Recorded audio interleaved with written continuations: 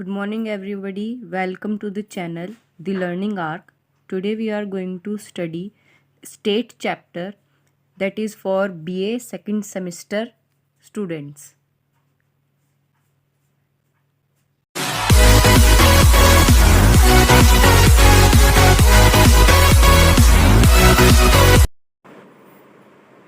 तो हम स्टार्ट करते हैं अपना चैप्टर जो कि है स्टेट। ये हमारे कुछ नोट्स हैं जो कि प्रिपेयर्ड हैं बीए सेमेस्टर सेकंड के लिए।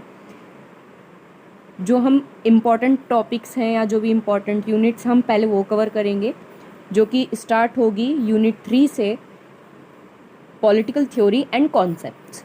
तो उसमें पहला जो टॉपिक आता है वो आता है state, meaning and definition of states और उसके एलिमेंट्स।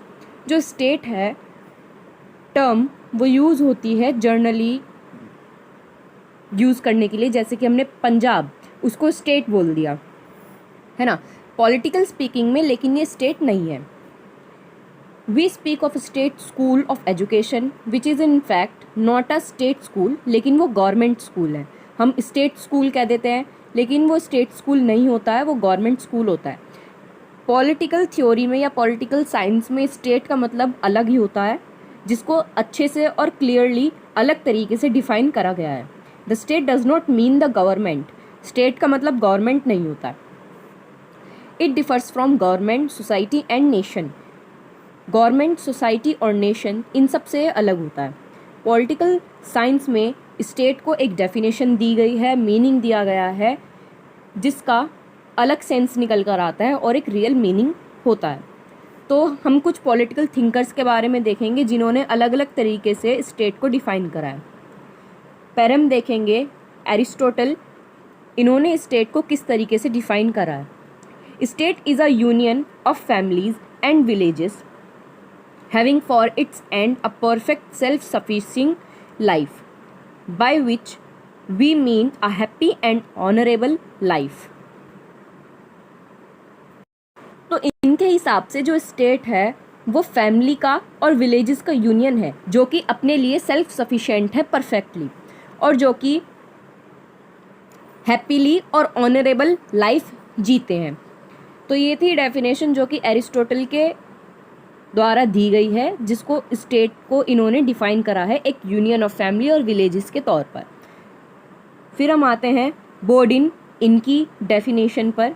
जो बोर्डिन है वो स्टेट को कहते हैं एक एसोसिएशन है फैमिली का और उनके कॉमन प्रोसेशंस का, जो कि गवर्न होती है सुप्रीम पावर से और रीजन से। बोर्डिन के हिसाब से जो स्टेट है वो एक एसोसिएशन है फैमिलीज़ का और उनके कॉमन प्रोसेशंस का, जो कि उनके सुप्रीम पावर से गवर्न होती है और उनके रीजन से चलती है। ये था बोर्डिन की डेफिनेशन। अब हम नेक्स्ट डेफिनेशन पर आते हैं, जो कि है हॉल की डेफिनेशन। हॉल जो है वो डेफिनेशन को स्टेट की कुछ इस तरीके से डिफाइन करते हैं। The marks of an independent state are that the community constituting it is permanently established for a political end, that is possess a defined territory and that is independent for external control।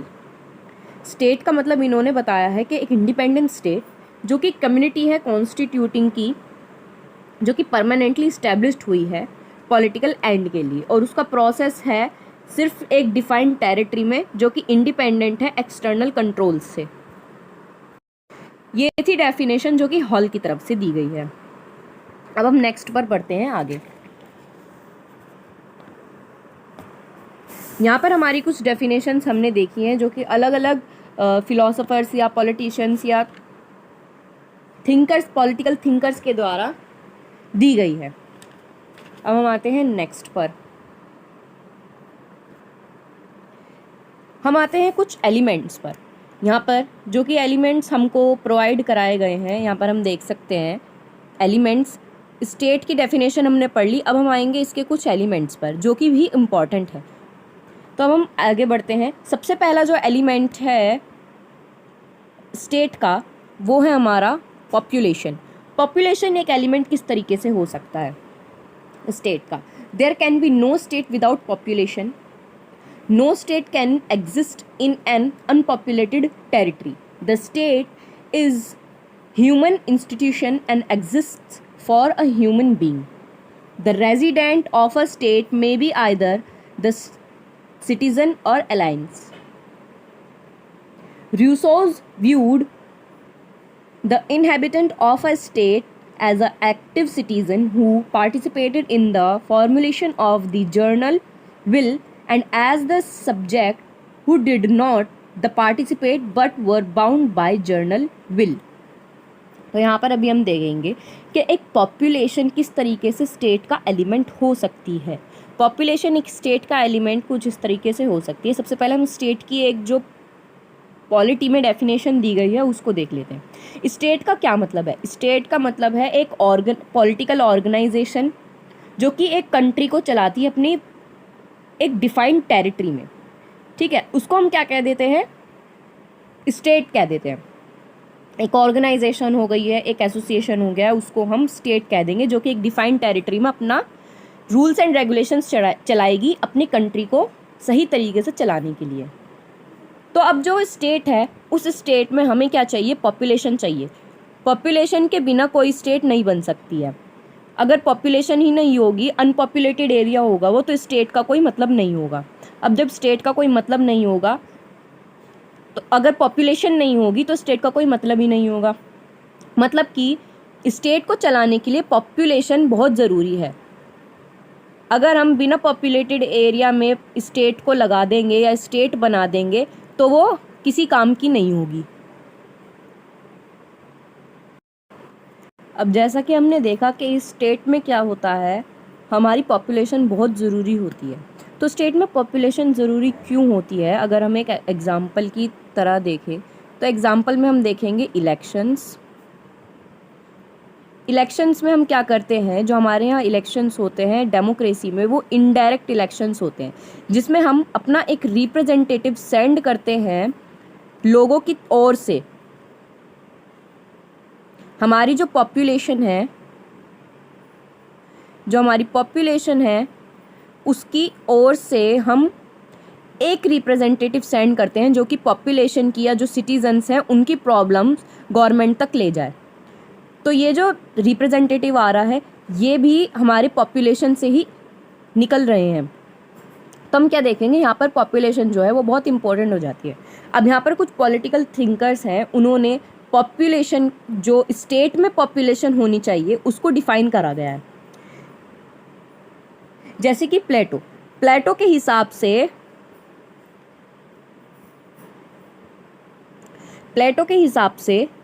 5040 citizens होने चाहिए state में।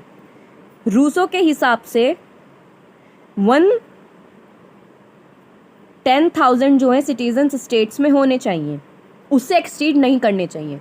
Exceed क्यों नहीं करने चाहिए? Exceed इसलिए नहीं करने चाहिए, हमारा जो रिसोर्स है वो लिमिटेड है। तो हमें हमारे जो भी रिसोर्सेज हैं उनके हिसाब से, resources is equals to population state में। तो जितने भी हमारे रिसोर्सेज हैं उसके हिसाब से हमें स्टेट में पॉपुलेशन रखनी चाहिए। अगर हमारे रिसोर्सेज कम होंगे तो पॉपुलेशन ज़्यादा हो जाएगी, तो यहाँ पर स्कैरसिटी बन जाएगी। लेकिन अगर हम रिसोर्स और पॉपुलेशन को इक्वल कर देंगे तो यहाँ पर बैलेंस होगा।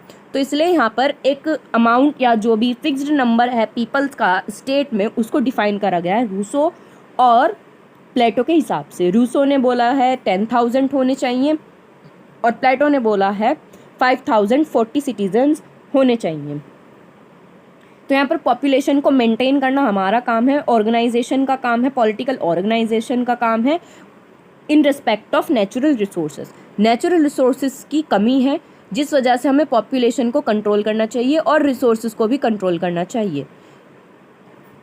अब हम आगे बढ़ते हैं। यहाँ पर जो दूसरा एलिमेंट है हमारा वो है टेरिटरी।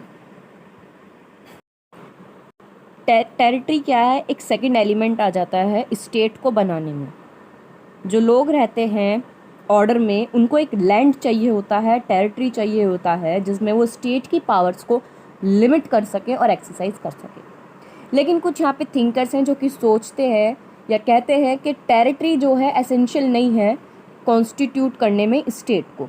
जैसे कि हॉल्स ओपिनियन क्या कहता है? कहते हैं कि no reasons why even a wandering tribe और society should not feel itself bound as a settled community by definite rules of conduct towards other community. इनका क्या मतलब है, ये कहते हैं कि इसका कोई रीज़न नहीं है क्यों जो वेंडरिंग ट्राइब्स और जो सोसाइटी है वो फील नहीं करते अपने आप को बाउंडेड। वो इसलिए अपने आप को बाउंडेड फील नहीं करते हैं क्योंकि वे वेंडरिंग है, वे वेंडर करते हैं, घूमते हैं इधर से उधर, नोमैडिक है। तो इस वजह से क्या होता है, उनकी जो टेरिटरी है वो फिक्स्ड नहीं है, उनकी टेरिटरी चेंज होती रहती है और बढ़ती भी रहती है, जिस वजह से वे अपने आप को बाउंडेड फील नहीं करते हैं। तो इसलिए हम क्या कह, और वो अपने आप को रूल भी कर रहे हैं, डेफिनेट रूल कर रहे हैं, कंडक्ट्स कर रहे हैं अपनी दूसरी कम्युनिटी के साथ भी।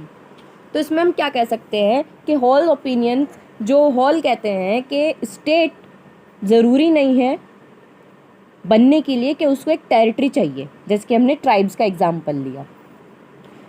स्टेट बनने के लिए टेरिटरी ज़रूरी नहीं है, बिना टेरिटरी या एक बिना डेफिनाइट टेरिटरी के भी हम एक स्टेट बना सकते हैं। अब हम देखेंगे ड्यूगिट, जो कि एक दूसरे पॉलिटिकल थिंकर है, उनका क्या कहना है। जो स्टेट है या जो डिफ्रेंशिएट है गवर्नड और गवर्नर में, वो बताता है कि स्टेट कैसे बनेगा। गवर्नड का मतलब और गवर्नर का मतलब, गवर्न करना होता है कि ऑर्डर बनाना, और गवर्न करना होता है कि उस गवर्नर का मतलब होता है जो कि उस ऑर्डर को इम्प्लीमेंट करे अपने टेरिटरी में, जो कि उसकी डिफाइनेट या एग्जिस्ट सोसाइटी है। And this differentiate can exist in a society which is not fixed on a determined territory, जो कि एक डिटरमाइंड टेरिटरी पर फिक्स्ड नहीं है, जो सोसाइटी एग्जिस्ट करती है। ये जो डिफरेंशिएट है गवर्नड और गवर्नर। अब हम आगे बढ़ते हैं, जो कि हमारा है थर्ड एलिमेंट, वो है गवर्नमेंट। गवर्नमेंट स्टेट के लिए क्यों इम्पॉर्टेंट होती है। गवर्नमेंट क्या है? State is an abstract entity to execute the will of the state a machinery called government is necessary. State के जो भी हम रूल्स एंड रेगुलेशंस जो भी बनते हैं, या स्टेट की जो भी विल है, उनको मशीनरी की तरह एक एग्जीक्यूट करने के लिए एक मशीनरी चाहिए होती है, जो कि है गवर्नमेंट, जो कि नेसेसरी भी है। गवर्नमेंट क्या है? एक ऑर्गेनाइजेशन है स्टेट का। The organ of the unity are translated into practical reality. Government जो है डिटरमाइन करती है common policies and regulation for the common affairs. जो गवर्नमेंट है, हमने देखा ही है कि गवर्नमेंट रूल्स एंड रेगुलेशंस बनाती है हमारी कंट्री के लिए, जो कि हमारे कंट्री को चलाने में आसानी देते हैं। However no particular form of government is essential. It may be any form of government, किसी भी टाइप की, किसी भी तरीके की या किसी भी फॉर्म ऑफ गवर्नमेंट आ सकती है इस स्टेट में। ज़रूरी नहीं है कि एक पर्टिकुलर टाइप की ही गवर्नमेंट स्टेट में आए। सिंपल टाइप भी हो सकता है गवर्नमेंट का, विद फ्यू ऑर्गन्स, कुछ ऑर्गन्स के साथ, कुछ फंक्शनरीज के साथ, और इट मे बी कॉम्प्लेक्स और एलैबोरेट ऑर्गेनाइजेशन। सिंपल भी हो सकती है और कॉम्प्लेक्स भी हो सकती है, कुछ ऑर्गन्स के साथ और कुछ फंक्शनरीज के साथ। अब हम आते हैं दूसरे पर। गवर्नमेंट हमारा कंप्लीट हो गया है, अब हम आते हैं सोवरेनिटी पर। सोवरेनिटी का क्या मतलब है? सोवरेनिटी का मतलब है the most important characteristics of state. This is the represent the supreme power of the state. ये सुप्रीम पावर बताता है स्टेट की। द पावर में बिलोंग टू वन पर्सन और a body of a person. ये जो पावर है ये एक पर्सन के लिए भी हो सकती है, ये बॉडी ऑफ पर्सन के लिए भी हो सकती है, यानी कि ग्रुप के लिए भी हो सकती है। जो हमारे इंडिया में सोवरेनिटी है वो किस टाइप की है? वो ग्रुप वाली है ना। इसमें क्या है, यहाँ पर बॉडी है, एक पूरी बॉडी है पर्सन्स की, जो कि हमारी कंट्री को सोवरेनिटी बनाती है। ठीक है। और पर्सन से यहाँ पर क्या मतलब है? जैसे कि अगर हम देखें डिक्टेटरशिप, तो वो एक सिंगल पर्सन है जो अपनी कंट्री को रूल कर रहा है अपने हिसाब से रूल्स बना के। जो सोवरेनिटी का मतलब है वो आता है दो एक्सपेक्ट से, एक तो इंटरनल और external. Internally means complete legal authority over all things and individuals with in its territorial limits. Internal का मतलब होता है, हम अगर इंडिया का एग्जाम्पल ले तो इंडिया का एग्जाम्पल में यहाँ पर हम इंडिया को देखते हैं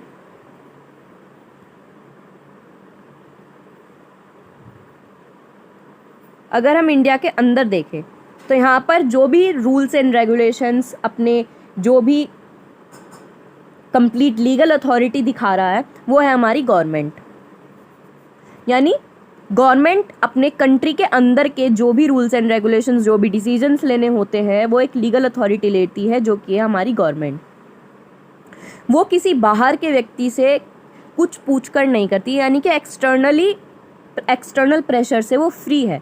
तो इसका मतलब है इंटरनली जो है हमारी कंट्री सोवरेन है। अब अगर हम एक्सटर्नली देखें, एक्सटर्नली का क्या मतलब है, इट मीन्स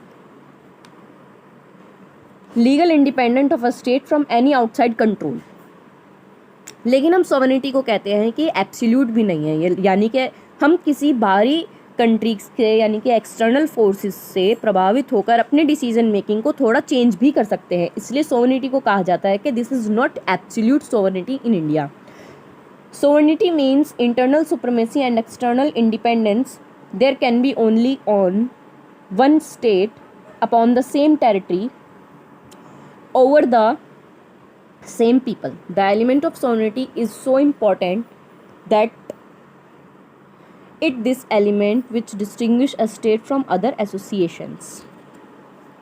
तो यहाँ पर हमने सोवरेनिटी का मतलब देखा। अब हम आते हैं अपने नेक्स्ट पर। अब हमने यहाँ स्टेट की डेफिनेशन देख ली, यहाँ हमने एलिमेंट्स को कंप्लीट कर लिया है। एलिमेंट्स को कंप्लीट करने के बाद अब हम आएंगे यहाँ पर इंडियन थ्योरीज पर। इंडियन थ्योरीज पर आगे बढ़ते हैं और उसके फिर हम देखेंगे ओरिजिन ऑफ स्टेट। स्टेट का ओरिजिन किस तरीके से हुआ। तो Indian theories of the origin of state क्या कहती है, जो स्टडी हुई है ओरिजिन की स्टेट की इंडिया में, वो डीपली इंटरवेंट है with the historical, cultural, philosophical context. ये 3 कंटेक्स्ट हैं, हिस्टोरिकल, फिलोसफिकल और कल्चरल। इन तीनों कंटेक्स्ट में हम देखेंगे कि किस किस तरीके में इंडिया के सेंस में स्टेट का ओरिजिन हुआ। Indian theory reflects a unique blend of ancient tradition, religious believes and socio politic realities. तो हम यहाँ पर पहले बढ़ जाते हैं हिस्टोरिकल कंटेक्स्ट पर। एंशिएंट टेक्स्ट और पॉलिटिकल थॉट्स। जो ओरिजिन है हमारा पॉलिटिकल का thought in India can be traced back to ancient text and discuss governance, ethics and social order. Ancient text में किस तरीके से हम अपनी गवर्नेंस करते थे, एथिक्स को और सोशल ऑर्डर्स को मेंटेन करते थे, ये हमें पता चल जाएगा हमारा जो ओरिजिन है स्टेट का कुछ एंशिएंट टेक्स्ट में। एंशिएंट टेक्स्ट में हम किस तरीके से जैसे गवर्नेंस करते थे, एथिक्स करते थे और सोशल ऑर्डर को मेंटेन करते थे। के टेक्स्ट इंक्लूड, जैसे कि कुछ टेक्सेस हैं एंशिएंट टेक्स्ट से हिस्टोरिकल कंटेक्स्ट में देख रहे हैं, तो हिस्टोरिकल कंटेक्स्ट में एंशिएंट टेक्स्ट में कुछ टेक्स्ट हैं जिससे हमें पता चलता है कि हमारा जो स्टेट का ओरिजिन है वो यहीं से हुआ है। जैसे कि वेद, उपनिषद, अर्थशास्त्र, ये 3 है जिससे हमें पता चलता है कि हमारा जो स्टेट का एवोल्यूशन है या जो ओरिजिन है स्टेट का इंडियन थ्योरीज के हिसाब से वो हिस्टोरिकल कंटेक्स्ट में यहाँ से हुआ है। वेद में हम क्या देखते हैं, जो एंशिएंट स्क्रिप्चर्स हैं वो कंटेन करते हैं हिम्स और रिचुअल्स, ठीक है, जो कि बताते हैं ground works for social and political organisation in early Vedic society. Early Vedic society में जो वेद होते थे उनमें हमें पता चलता था हिम्स और रिचुअल्स के द्वारा कि किस तरीके से सोशल और पॉलिटिकल ऑर्गेनाइजेशन को अपना ग्राउंड वर्क करना है। वेद से हमें ये पता चलता था हिम्स और ऑर्गेनाइजेशन की हेल्प से। अब हम आते हैं उपनिषद पर। उपनिषद क्या बताते थे, फिलोसफिकल टेक्स्ट है ये, that explore the nature of reality and the individual's relationship to universe, influencing the understanding of governance and authority। ये कुछ फिलोसफिकल टेक्स्ट हैं जो कि हमें बताते हैं कि नेचर की रियलिटी और इंडिविजुअल का रिलेशन क्या है यूनिवर्स के साथ, जो कि हमें इन्फ्लुएंस करता है अंडरस्टैंड करने में गवर्नेंस और अथॉरिटी, गवर्नेंस एंड अथॉरिटी। अब हम आते हैं अर्थशास्त्र पर। अर्थशास्त्र किसने लिखी है, कौटिल्य ने लिखी है, चाणक्य भी उनको कहते हैं। This ancient treatise on statecraft provide a pragmatic approach to governance, emphasizing power, strategy and the role of ruler. अर्थशास्त्र जो रिप्लेस कर कर आया था वो आया था धर्मशास्त्र को रिप्लेस कर कर। अर्थशास्त्र में हमें क्या बताया गया है, एक एग्जैक्ट रोल बताया गया है रूलर का, कि किस तरीके से रूलर जो है, जो भी हमारे कंट्री का है उसकी टेरिटरी का रूलर होता होगा, उसमें उसको बताया गया कि उसके रोल्स क्या है, उसकी स्ट्रेटजी क्या होनी चाहिए, उसके पावर क्या होने चाहिए, किस चीज़ों पर उसको ज़्यादा पावर देनी चाहिए और उसका गवर्नेंस अप्रोच किस तरीके का होना चाहिए। तो हमें अर्थशास्त्र से ये सब पता चलता है। ये हमें एक प्रोवाइड कराता है, स्टेट क्राफ्ट प्रोवाइड कराता है, जो कि अप्रोच देता है गवर्नेंस के लिए, पावर के लिए, स्ट्रेटजी के लिए और रूलर के रोल के लिए। ये हो गया अर्थशास्त्र। तो हमने एंशिएंट टेक्स्ट देख लिए जिससे हमें पता चलता है कि origin of state Indian theories में किस तरीके से हुआ है। वेदास में हो गया, उपनिषद हो गया, अर्थशास्त्र हो गया। अब हम देखेंगे एवोल्यूशन ऑफ पॉलिटिकल स्ट्रक्चर। जो एक पॉलिटिकल स्ट्रक्चर है उसका एवोल्यूशन किस तरीके से हुआ है। Over centuries various dynasties and empires emerged in India, each contributing to political thoughts. The Maurya and Gupta Empire, for instance, saw the development of centralized government and administrative system, further influencing theories of statehood. तो जैसे कि अगर हम history से ही पता लगाएं, यहाँ पर हम हिस्टोरिकल कंटेक्स्ट पढ़ रहे हैं ना, तो अगर हम हिस्ट्री से ही पता लगाएं तो हिस्ट्री में जैसे कि हम देखेंगे यहाँ पर मौर्यन एंड गुप्ता, तो मौर्यन एंड गुप्ताज, इनका ज़्यादा एम्फोसाइज किस पे था, इनका ज़्यादा एम्फोसाइज था गवर्नमेंट को सेंट्रलाइज करना। ठीक है, सेंट्रलाइज गवर्नमेंट करना। अब जब इनका मतलब था कि गवर्नमेंट को हम सेंट्रलाइज कर देंगे और एडमिनिस्ट्रेटिव सिस्टम में चेंजेस लाएंगे और एडमिनिस्ट्रेटिव सिस्टम भी सेंट्रलाइज करेंगे, यानी कि सारी जो पावर है, जो भी डिसीजन मेकिंग पावर है, एडमिनिस्ट्रेटिव पावर है, जितनी भी पावर्स है, स्ट्रेटजी पावर है, वो सब किसके हाथों में होगी, वो सब रूलर्स के हाथों में होगी डायरेक्टली। वो किसी नीचे अपने सबऑर्डिनेट को डिसेंट्रलाइज्ड नहीं करेंगे। तो मौर्यंस और गुप्ताज का ये मानना था कि गवर्नमेंट जो है सेंट्रलाइज्ड होनी चाहिए। अब हम आगे बढ़ते हैं। Theories of origin of state. Divine theory क्या कहती है? एक डिवाइन ओरिजिन थ्योरी है, फिर एक डिवाइन राइट ऑफ किंग्स है। हम धीरे धीरे इनको पढ़ेंगे। यहाँ पर 3 पॉइंट है। डिवाइन ओरिजिन थ्योरी में 3 पॉइंट्स है। The divine origin theory posted that the state is a creation of divine will. एक डिवाइन विल की वजह से यहाँ पर स्टेट का क्रिएशन हुआ है ना। यहाँ पर डिवाइन ही लिखा है, यानी कि एक ऐसी पावर है, एक डिवाइन पावर है जिसकी वजह से स्टेट का यहाँ ओरिजिन हुआ है, यानी कि स्टेट एक डिवाइन पावर का, ये डिवाइन विल का क्रिएशन है। ठीक है, अब इसमें कुछ की एलिमेंट्स हैं divine theory, divine origin theory में कुछ एलिमेंट्स है। यहाँ पर divine rights of king. The theory suggests that ruler derives their authority from a divine source, often legitimating their power through religious sense. Kings were seen as representative of divine, responsible for maintaining order and justice. यहाँ पर क्या मतलब है? Divine का क्या मतलब है? Divine का मतलब है कि यहाँ पर जो रूलर है वो अपने आप को क्या बताएगा? वो अपने आप को एंसेस्टर बताएगा किसी महान आदमी का, या उसको लिंक कर देगा रिलीजियस पर्सपेक्टिव से। तो इससे क्या हो जाएगी, उसका जो रिप्रेजेंटेशन है लोगों में वो बहुत एकदम रेस्पेक्टिव हो जाएगा, जो कि और डिवाइन से कनेक्ट हो जाएगा, जिससे उसकी क्या होगी, रेस्पेक्ट और बढ़ जाएगी। और जितने भी सारी रिस्पॉन्सिबल है मेंटेनिंग ऑर्डर और जस्टिस की, वो सारी किंग के हाथ में आ जाएगी। तो यहाँ पर एक डिवाइन राइट्स ऑफ किंग, अपनी पावर को सुप्रीम अथॉरिटी बनाने के लिए जो किंग थे, जो किंग हुआ करते थे, उन्होंने अपने आप को किससे जोड़ दिया? उन्होंने अपने आप को डिवाइन पावर से जोड़ दिया, गॉड से जोड़ दिया और रिलीजियस पर्सपेक्टिव से जोड़ दिया, ताकि ये सारी चीज़ें, इन सारी चीज़ों के हेल्प से किंग की जो पावर है वो बढ़ जाए हर चीज़ में। सेकंड आते हैं रिलीजियस टेक्स्ट। रिलीजियस टेक्स्ट जैसे कि भगवत गीता हो गई और पुराण हो गए, ठीक है, इनका जो नोशन है वो पोर्ट्रेन करता है रूलर्स को as a instrument of divine order, है ना। The idea that dharma, moral duty govern both individual and ruler reflect their believes. इसमें क्या हुआ, रिलीजियस टेक्स्ट में भी कुछ इसी तरीके से जो रूलर्स हुआ करते थे उनको एक इंस्ट्रूमेंट बताया गया डिवाइन ऑर्डर का, जो कि धर्म के बेसिस पर बेस्ड है। मॉरल ड्यूटीज़, फिर चाहे वो इंडिविजुअल हो या रूलर हो, वो दोनों को करनी चाहिए मॉरल ड्यूटीज़। और स्क्रिप्चर्स हैं जैसे कि यहाँ पर भगवत गीता और पुराण्स, ये कुछ रिलीजियस टेक्स्ट है। तो अब थर्ड पॉइंट लिखते हैं। थर्ड पॉइंट है हमारा implications of governance. This theory support at autocratic rule where the king's authority is considered unquestionable as it is divinely ordained.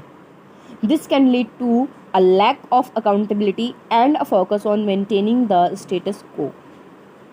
हम यहाँ पर क्या देख रहे हैं, जैसे कि हम यहाँ देख रहे हैं कि किंग जो है वो अपने आप को डिवाइन पावर से रिलेट कर देता है, तो यहाँ पर किंग जो है वो अकाउंटेबल नहीं होगा किसी को भी, यानी वो किसी को भी जवाब देने के रिस्पॉन्सिबल नहीं होगा।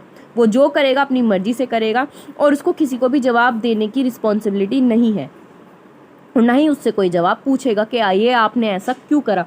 क्यों? क्योंकि ये डिवाइन थ्योरी है, यानी कि यहाँ पर बताया जा रहा है कि किंग जो है वो एक डिवाइन है, सारे जो चीज़ें हैं वो किंग के हाथ में है, रूल किंग के हाथ में है, गवर्नेंस किंग के हाथ में है, और जो भी अकाउंटेबिलिटी है वो कुछ नहीं है किंग के पास, यानी वो किसी को भी जवाबदारी नहीं है। तो अब हम पहले यहाँ पर कंप्लीट कर लेते हैं अपनी ऑर्गेनिक थ्योरी को। ऑर्गेनिक थ्योरी में फिर देखेंगे हम क्रिटिसिज्म ऑफ थ्योरी, ठीक है। तो यहाँ पर ऑर्गेनिक थ्योरी का क्या मतलब है?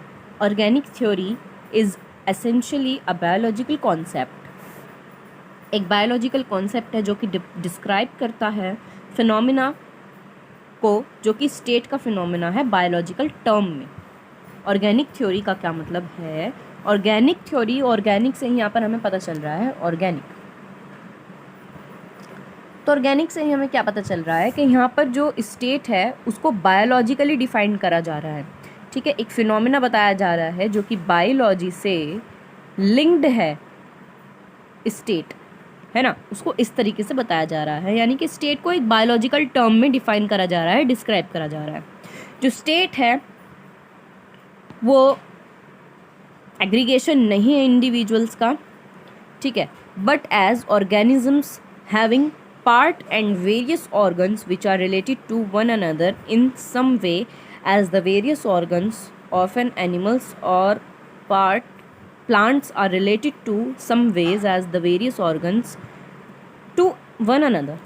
तो यहाँ पर हम क्या देख रहे हैं, ये बोला जा रहा है कि जो स्टेट है, जस्ट अ सेकेंड, जो स्टेट है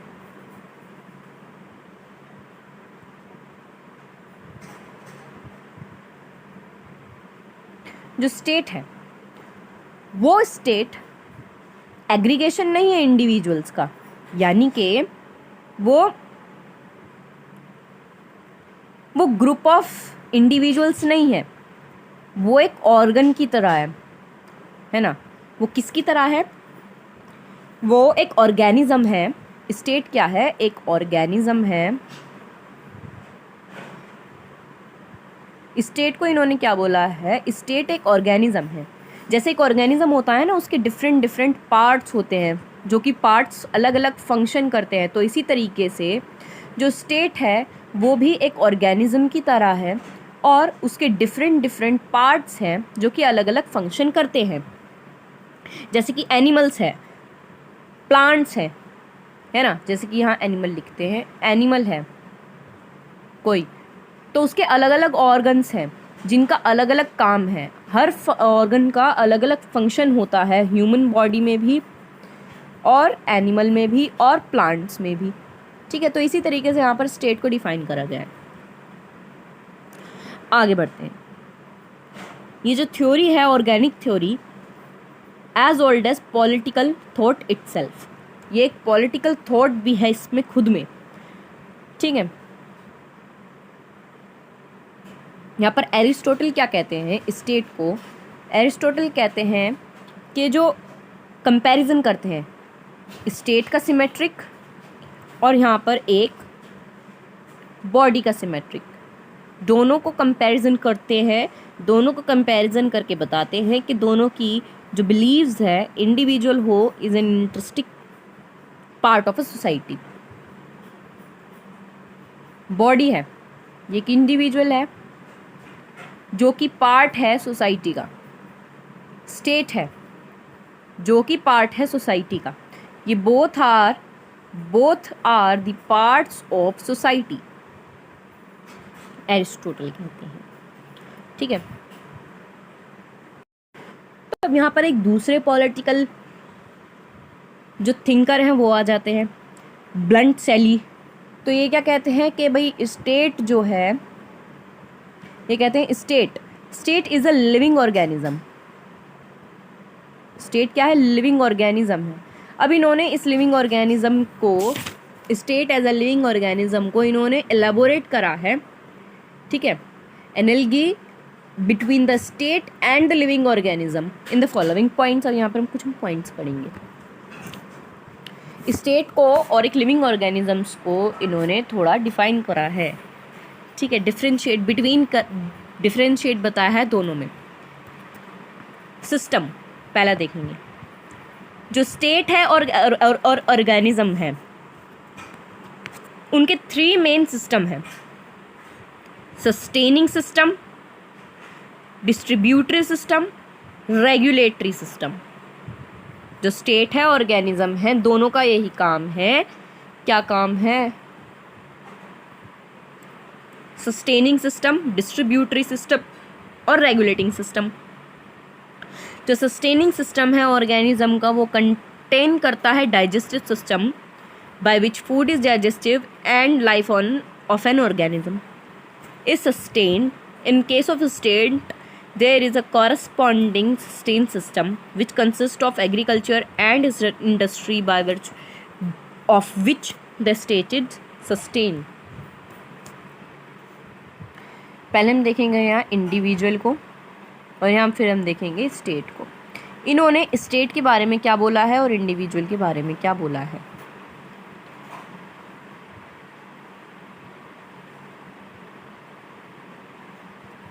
यहाँ पर ये इंडिविजुअल को कहते हैं कि जो इंडिविजुअल है वो सस्टेन करता है, यानी कि वो जी पाता है। किस वजह से? क्योंकि उसका फूड जो है वो डाइजेस्ट होता है ना।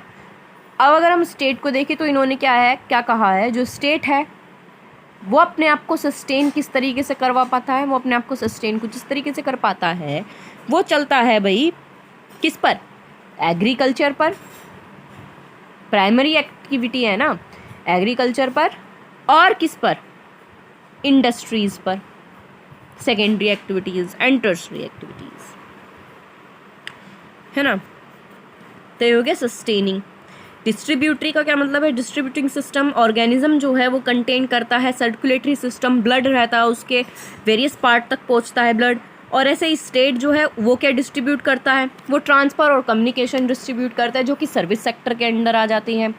तो यहाँ पर अगर हम मोटा ऊपर से देखें, जैसे कि इंडिविजुअल है और यह स्टेट है, तो स्टेट सस्टेन करता है एग्रीकल्चर पर और किस पर? इंडस्ट्री पर। स्टेट जो है डिस्ट्रीब्यूट कराता है सर्विसेज को, तो यहाँ पर आ जाती है टर्शरी सेक्टर, ये होगी प्राइमरी सेक्टर।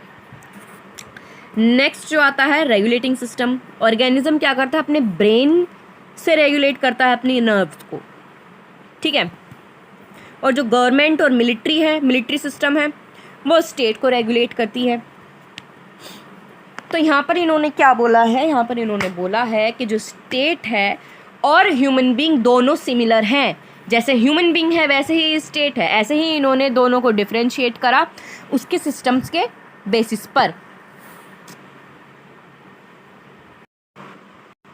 तो ऐसे ही इन्होंने वेयर एंड टियर पर दिया है। अब बॉडी है, बॉडी में जो सेल्स हैं वो चेंज होते रहते हैं।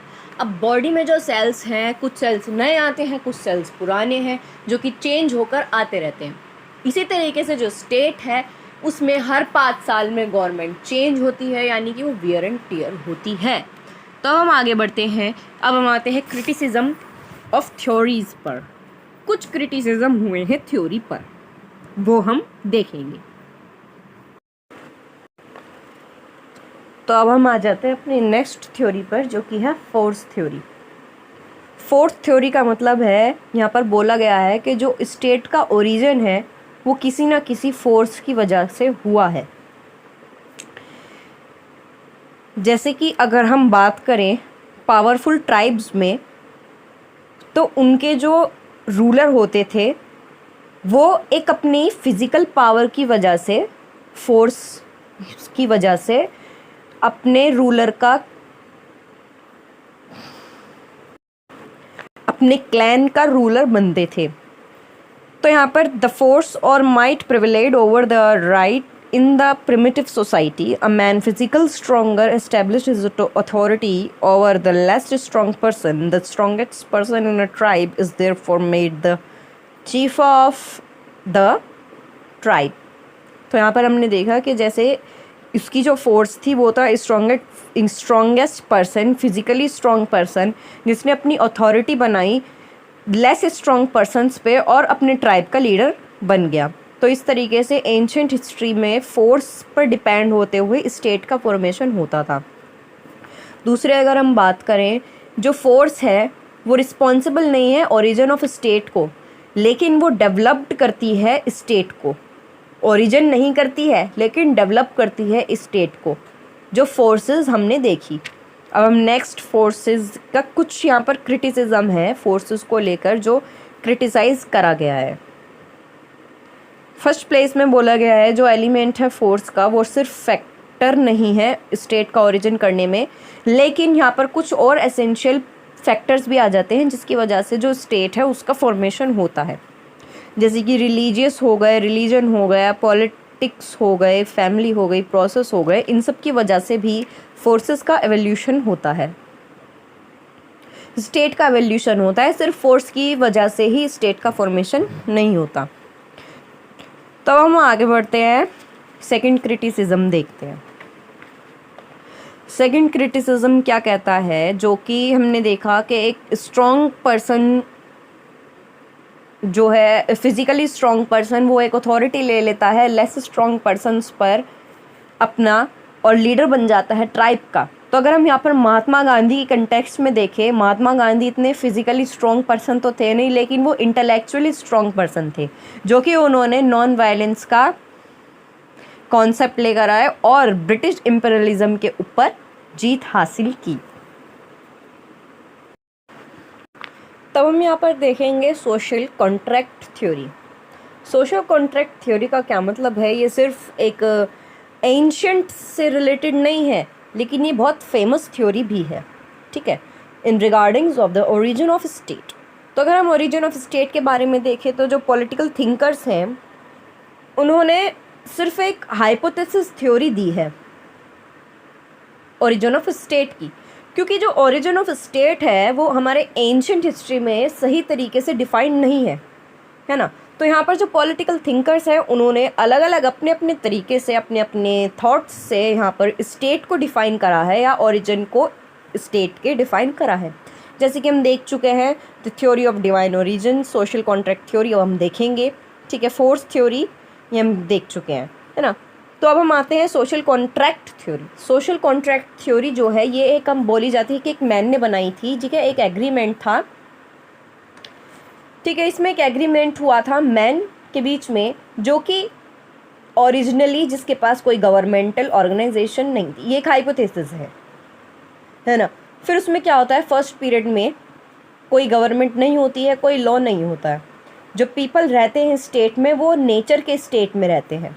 कुछ टाइम बाद डिसाइड करते हैं लोग कि भाई हमें एक स्टेट बनाना चाहिए, है ना, जिसका मतलब है contract that they did bye means of a contract, है ना, ये एक कॉन्ट्रैक्शन होता है ना, एक कॉन्ट्रैक्शन करना चाहिए किसके साथ, एक सोशल कॉन्ट्रैक्शन करना चाहिए। पहले हम नेचुरली कॉन्ट्रैक्शन कर रहे थे, अब हम क्या करेंगे, सोशली कॉन्ट्रैक्शन करेंगे। तो इसका मतलब क्या है कि हम क्या करेंगे, सोशल कॉन्ट्रैक्शन करेंगे। इसका क्या हो जाता है, मतलब कि थ्योरी आ जाती है द सोशल कॉन्ट्रैक्ट थ्योरी। इसको ये डिस्क्राइब करती है ओरिजिनल कंडीशंस जो कि मैन की रही है स्टेट ऑफ नेचर के साथ, ठीक है। To escape from the condition of the state of nature man made a social contract. Escape करने के लिए अपने आप को स्टेट ऑफ नेचर कंडीशन से मैन ने एक सोशल कॉन्ट्रैक्ट बनाया, है ना। अब क्या है, जो राइटर्स हैं कुछ कहते हैं कॉन्ट्रैक्ट को प्री सोशल था और कुछ कहते हैं वो प्री पॉलिटिकल था। अब हम देख लेते हैं कि जो राइटर्स हैं इस थ्योरी पर एग्री करते हैं उस पॉइंट पर जो कि स्टेट ऑफ नेचर को प्रोसीड करता है इस्टेब्लिश करने में गवर्नमेंट को, ठीक है, जो कि ऑर्गेनाइज्ड लाइफ नहीं है in the state of nature में। Each lived according to his own wish and fancies, no man made law were there to control man. कोई मैन नहीं था दूसरे मैन को कंट्रोल करने के लिए नेचर स्टेट ऑफ नेचर में। The law known to man living in the state of nature was the law of nature और nature law. There was none to interpret the law और adjust, hence the man lived under uncertain conditions. यहाँ पर कोई भी किसी के ऊपर भी रिस्ट्रिक्शन नहीं है, कोई एक मैन दूसरे मैन को रूल नहीं कर रहा है या कंट्रोल नहीं कर रहा है। तो इसका मतलब क्या है कि कोई भी किसी के अंडर नहीं रहता था, और इसका मतलब क्या है कि जो मैन है वो अनसर्टेन कंडीशंस में रहते थे, ठीक है। जब मैन को रियलाइज़ हुआ कि भाई हमें क्या करना चाहिए, एस्केप करना चाहिए इस टाइप की लाइफ से, तो उन्होंने कॉमन एग्रीमेंट करा, ठीक है, एक कॉमन कॉन्ट्रैक्ट करा, जिसका रिजल्ट क्या निकल कर आया, एक सिविल सोसाइटी, ठीक है, जो कि क्रिएशन हुई फिर सिविल सोसाइटी की, फिर वो धीरे धीरे इमर्जेंस हुई स्टेट में, है ना। In the 16th and the 17th century the supporter of the social contract theory multiplied and there was more or less universal acceptance of the doctrine। धीरे धीरे करते करते इस सोशल कॉन्ट्रैक्ट को इसका जो है इसका एक्सेप्टेंस आ गया लोगों में कि भाई लोग जो है इसको एक्सेप्ट करने लगे, है ना। अब जो है Hooker was the first scientist या साइंटिफिक राइटर कहेंगे हम। हुकर जो है वो एक फर्स्ट साइंटिफिक राइटर हैं जो हमें लॉजिकल एक्सपोजिशन देते हैं थ्योरी ऑफ सोशल कॉन्ट्रैक्ट की। इस थ्योरी में क्या होता है, रियल सपोर्ट मिलता है हमें राइटिंग्स ऑफ थॉमस हॉब्स का, जॉन लॉक का, जीन जैक्स रूसो का, who are known as contractualist. हम कंपैरिजन करेंगे social contract theories of Hobbes की, जॉन लॉक की और रूसो की। इन तीनों की सोशल कॉन्ट्रैक्ट थ्योरी में हम कंपैरिजन करेंगे जो स्टेट ऑफ नेचर है। Principle work were Leviathans, man egoistic moved by fear, power, glory, political equality of all, no question of right or wrong, just or unjust, war of all against or all, life nasty, brisk and short.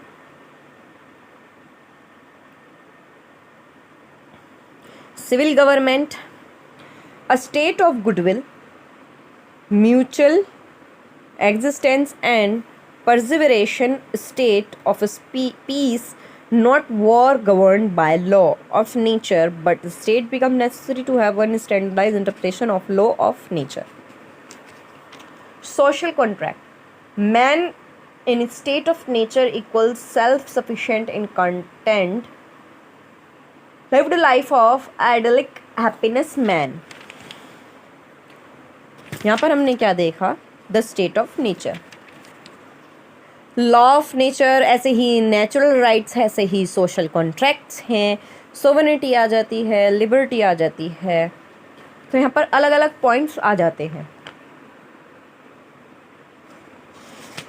तो हम यहाँ पर इनकी theory से आगे बढ़कर अब हम आगे चलते हैं, हम बढ़ते हैं आइडियलिस्टिक थ्योरी ऑफ स्टेट पर।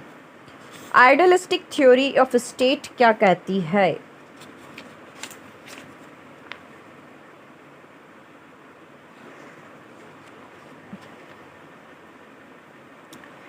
आइडियलिस्टिक थ्योरी ऑफ स्टेट कहती है प्लेटो अरिस्टोटल, जिन दोनों ने ग्रेट सपोर्टर हैं इसके आइडियलिस्टिक थ्योरी के। प्लेटो ने अपनी फेमस बुक रिपब्लिक में रिप्रेजेंट करा है एक प्लान आइडियलिस्टिक रिपब्लिक का। This theory was explained in better way by the German philosopher of 18th and 19th century, है ना। हम यहाँ पर देख लेते हैं meaning idealistic theory of state का। आइडियलिस्टिक थ्योरी ऑफ स्टेट का मीनिंग यहाँ पर आ जाता है basic principle of this theory is that the state is an end and individual is a mean. According to Hegel the individual can perfect himself only in state. Everything is neither within the state. सारी चीज़ें state के अंदर नहीं आ सकती हैं, न ही उसके बाहर और उसके अगेंस्ट। जो सपोर्टर हैं इस थ्योरी के वो बिलीव करते हैं, जो state believe that the state क्या है, एक पर्सन है, ठीक है, जिसके पास विल है उसकी खुद की। This will is the real one and represent the will of all. ये क्या है, एक की विल है जो कि सबकी विल को रिप्रेजेंट करती है, जो कि रियल विल है और सबकी विल को रिप्रेजेंट करती है। So the individual must always obey the law of the state because they represent the will of the all state, है ना।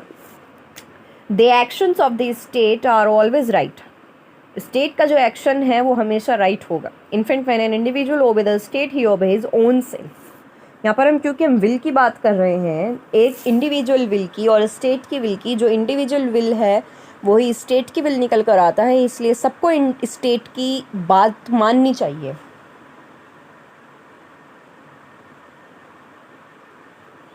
Some of the idealists have gone to the extent of idealizing. Hegel says that the state is a march of God on earth and that the people should worship it. This is the reason that the state must always be obeyed.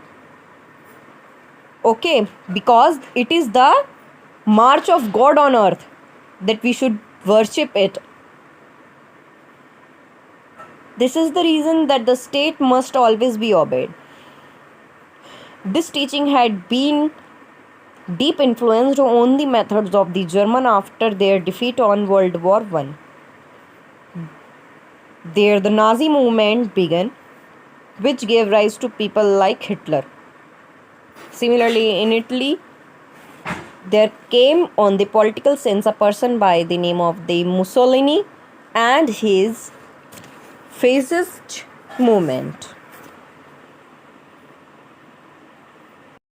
अब हम यहाँ पर क्या कर लेते हैं, या हम कुछ क्रिटिसिज्म्स हैं या लिमिटेशंस है आइडियलिस्टिक सोसाइटी के। ये जो पहला है वो डेंजर क्रिएट करता है राइट्स और फ्रीडम को, है ना,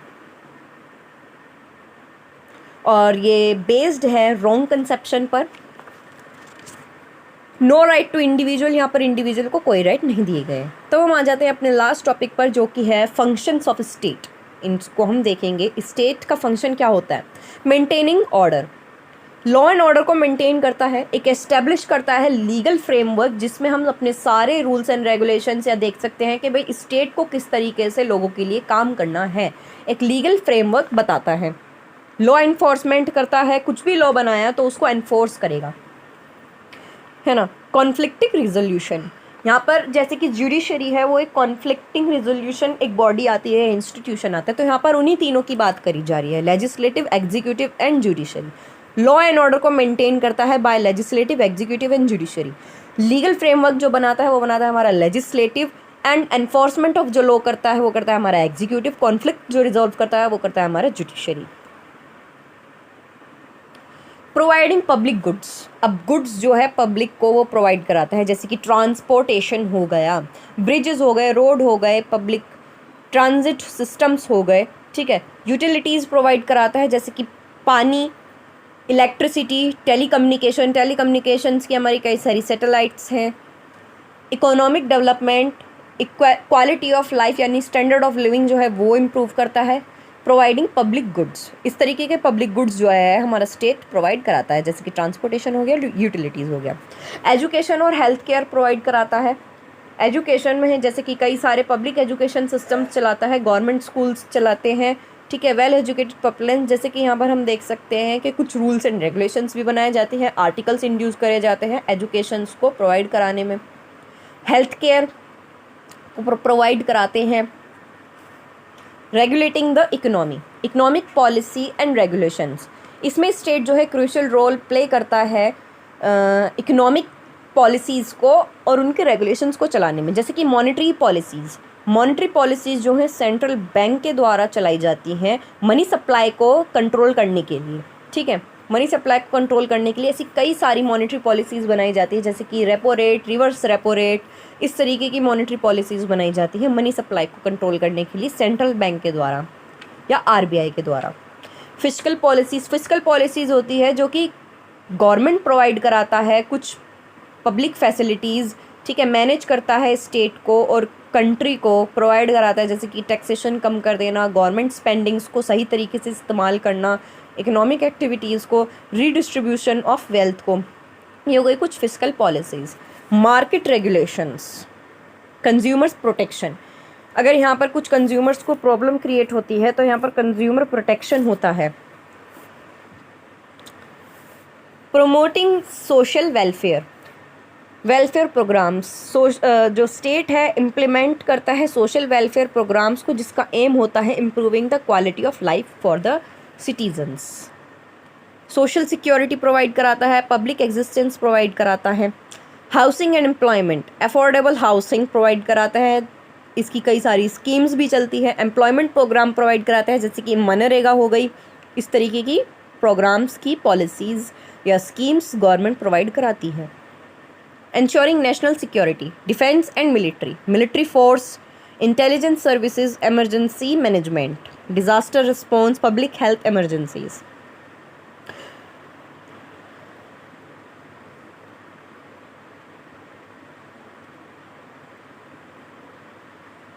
कल्चरल प्रिजर्वेशंस एंड प्रमोशन, जैसे कि national identity, cultural institutions promote करने देते हैं ये स्टेट, जैसे कि म्यूज़ियम्स हो गए, लाइब्रेरीज़ हो गई, ठीक है, जो कि प्रिजर्व करने में हमारी हेरिटेज को काम आते हैं।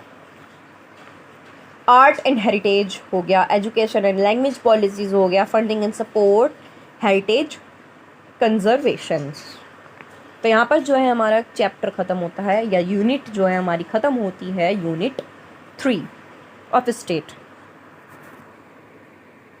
Thanks for watching. हम अपनी आगे नेक्स्ट यूनिट को कंप्लीट करेंगे, जो कि होगी यूनिट 4, जो कि जिसका भी वेटेज हाई है हमारे बीए सेकेंड सेमेस्टर में। तो थैंक्स फॉर वॉचिंग। आगे और ऐसी सीरीज़ के लिए आप हमारे चैनल को सब्सक्राइब करो, लाइक करो और शेयर करो, और आगे नोटिफिकेशंस के लिए बेल आइकन को ज़रूर दबाइए। तो बीए फर्स्ट ईयर सेमेस्टर्स के सभी नए नए वीडियोज़ के लिए चैनल्स को सब्सक्राइब करें और चैनल को लाइक करें। Thank you.